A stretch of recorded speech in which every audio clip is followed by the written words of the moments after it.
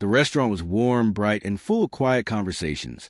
But at table 17, Daniel Reeves sat alone. He checked his watch again. 7:42 p.m. She was already 12 minutes late. Daniel adjusted his sleeves, trying to hide the nervous energy in his hands. He wasn't the kind of man who went on blind dates. At 39, his life was predictable, structured, safe. He worked as a senior accountant. His days were numbers, spreadsheets, and silence. But tonight was supposed to be different. His co-worker Melissa had insisted. "She's kind, Daniel. She's been through a lot. Just be yourself." He remembered how she said that. Been through a lot.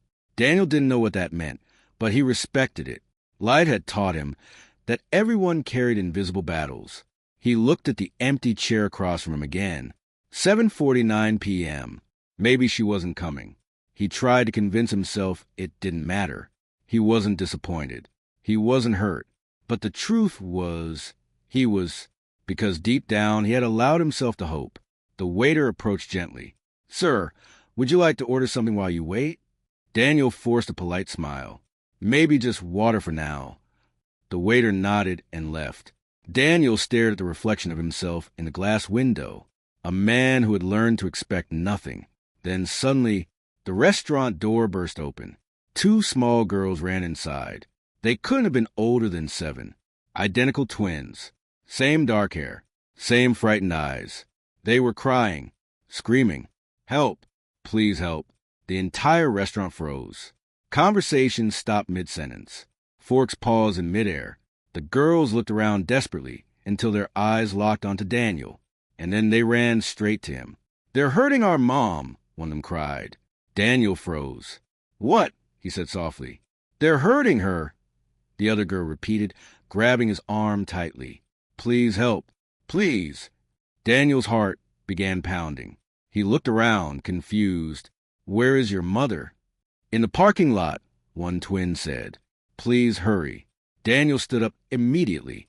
He didn't think. He didn't hesitate. He just followed them. Outside, the night air felt colder. The parking lot was dimly lit, shadows stretching across the asphalt. And then he saw her. A woman was on the ground near a black sedan. A man stood over her, yelling, his arm raised. Another man stood nearby, watching. The woman tried to shield herself, weak, terrified. Daniel's chest tightened. He wasn't a fighter. He wasn't strong. But he couldn't walk away. "Hey!" Daniel shouted. The men turned. "What the hell are you doing?" Daniel demanded, stepping closer. The first man frowned. "Mind your business." The twins clung to Daniel's legs. "That's our mom," one of them cried.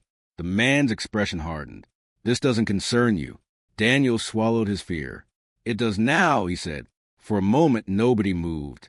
The tension was thick. Then suddenly, the second man spoke. "Let's go." The first man hesitated, angry, but then stepped back. They both got into the car and sped away. The parking lot fell silent.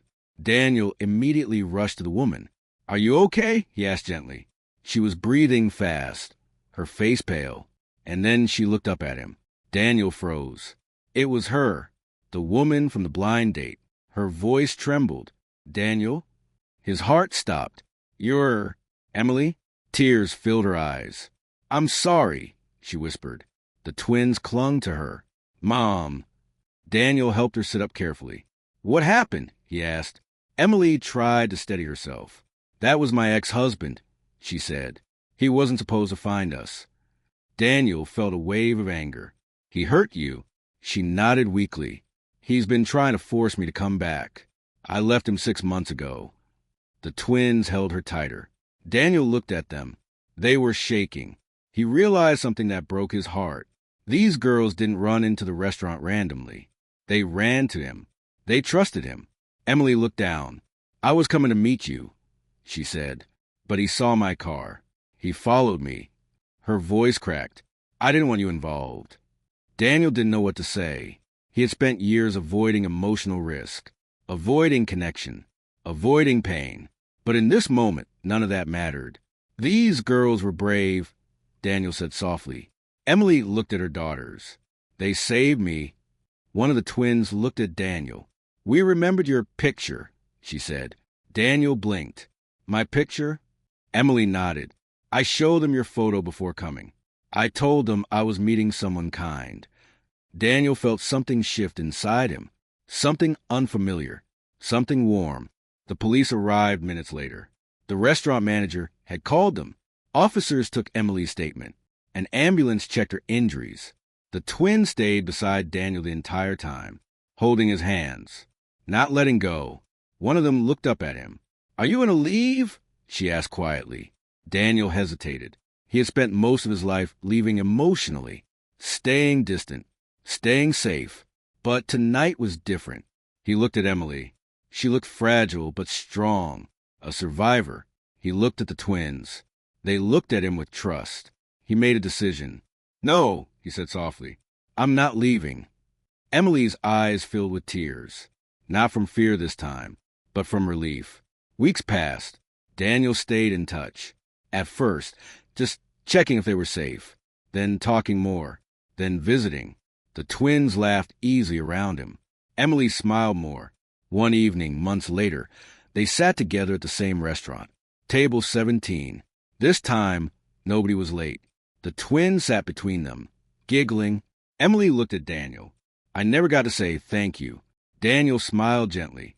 "You don't have to." She shook her head. "You didn't just help me that night. You gave us something we thought we lost." Daniel understood. Hope, connection, family. The twins suddenly hugged him. "Are you coming tomorrow?" they asked. Daniel laughed softly. "Yes," he said. He realized something profound.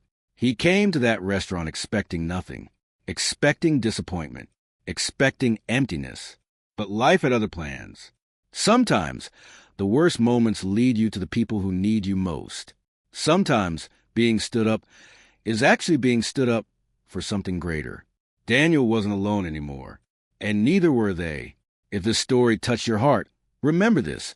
Sometimes showing up, even when you're scared, can change someone's entire life, because you never know who's waiting for you or who might need you to save them.